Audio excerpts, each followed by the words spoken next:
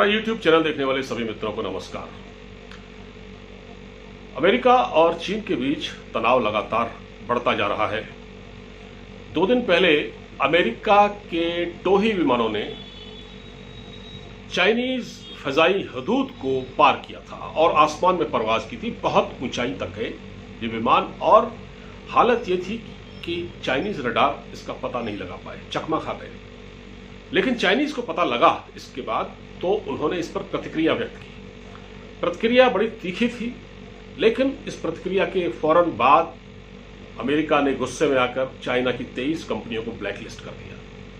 इसके बाद चीन के गुस्से का लावा फूट पड़ा और चीन ने क्या किया, अपनी 2 मिसाइलें, एक DF-26B किंग वाई प्रांत से और दूसरी मध्यम दूरी तक मार करने वाली बैलिस्टिक मिसाइल जिसका नाम है DF-21D, ये इसने झिंजियांग प्रांत से दागी साउथ चाइना सी के ऊपर, जहां पर अमेरिकी बेड़े तैनात हैं।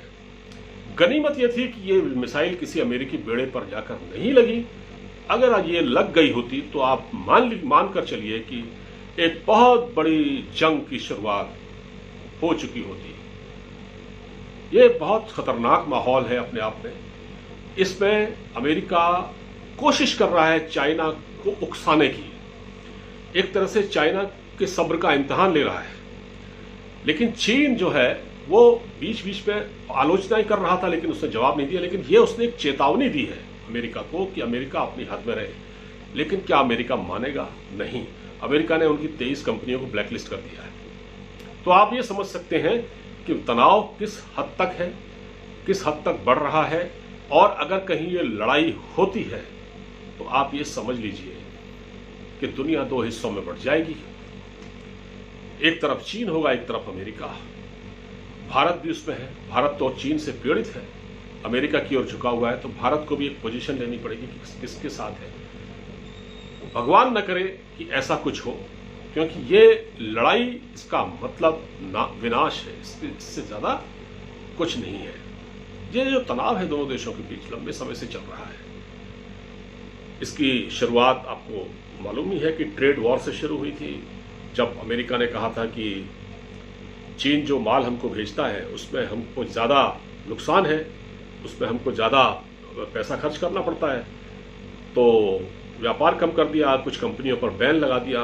उसके बाद बातें यहाँ तक पहुँची कि एक देश ने दूसरे देश में अपने दूतावास बंद कर दिए। चाइना ने अमेरिका का दूतावास अपने यहाँ चेंगदू में बंद कर दिया और अमेरिका ने जो चाइना का दूतावास था वो ह्यूस्टन में बंद कर दिया। ये लड़ाई इस तरह लगातार बढ़ रही है और ये इसका जो अंत है वो सिर्फ एक विनाश से ज्यादा कुछ नहीं है। लेकिन अमेरिका लगातार कुरेद रहा है चीन को। उसको मालूम है, देखिए चीन को भी मालूम है कि चीन के पास वो ताकत है, लेकिन वो अमेरिका के मुकाबले खड़ा नहीं होता। अमेरिका के पास बहुत एडवांस टेक्नोलॉजी है, उसका वो फायदा उठाता है। उसने अपने एयरक्राफ्ट कैरियर साउथ चाइना सी में उतार रखे हैं। उसने जापान तक में अपने एयरक्राफ्ट कैरियर रखे हुए हैं। उसकी फौज यहाँ पर तैनात है, करीब 60,000 फौज उसकी तैनात है इस पूरे इलाके में।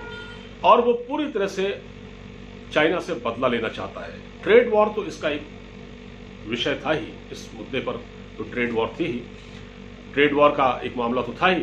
लेकिन जिस तरह से कोविड-19 का संक्रमण फैला और उसके बाद जिस तरह से बहुत सारी बीच में हुआ कि WHO आया, WHO ने चीन का साथ दिया, कोविड-19 के बारे में सही जानकारी नहीं दी, अमेरिकी अर्थव्यवस्था तबाह हुई, उसका नुकसान हुआ, अमेरिका में प्रोटेस्ट हुए। और अमेरिका का मानना है, अमेरिका का यहाँ तक मानना है कि ये सब जो किया धरा है हमारे देश में, अर्थव्यवस्था को चौपट करने से लेकर जो दंगे फसादात इनके देश में हुए हैं, उन सब में कहीं ना कहीं चाइनीज इन्वॉल्वमेंट शामिल है। इसीलिए अमेरिकी राष्ट्रपति ट्रंप कोई मौका नहीं छोड़ रहे हैं चीन को नीचा दिखाने का। और क्योंकि अमेरिका में इस बार चुनाव भी है नवंबर में, तो वो चीन को सबक सिखाने के लिए किसी भी हद तक जाएंगे। जो जिस तरह से अमेरिका ने चीन की सीमा पर अतिक्रमण किया और उनके इलाके में घुसकर ऊंचाई पर उनके विमानों ने काफी देर तक वहां पर वो रहे और फिर वो आ गए और चीन को पता नहीं लगा आसानी से। जब पता लगा तो फिर चीन की प्रतिक्रिया भी आई और उसने जवाब भी दिया। लेकिन अभी ये शुरुआत है। जैसे जैसे समय बीतता जाएगा ये तनाव बढ़ना है। अभी स्थिति ऐसी है कि इसमें जितना हो सके इस तनाव को टाला जाना चाहिए। और अगर एक बार ये लड़ाई शुरू होती है तो फिर ये समझ लीजिए कि भारत भी इससे बचेगा नहीं, क्योंकि भारत को भी किसी न किसी के पाले में खड़ा होना पड़ेगा। अभी तक तो भारत अमेरिका के पाले में खड़ा हुआ है और पाकिस्तान चीन के पाले में है, और पाकिस्तान की तो मजबूरी है, वो चीन के साथ ही जाएगा, चीन का साथ देता रहा है। तो ये लड़ाई ना हो, इसमें हम सभी का, इसमें पूरी दुनिया का इसमें फायदा है। फिलहाल इस वीडियो में इतना ही। अब मुझे इजाजत दीजिए, अपना ख्याल रखिए।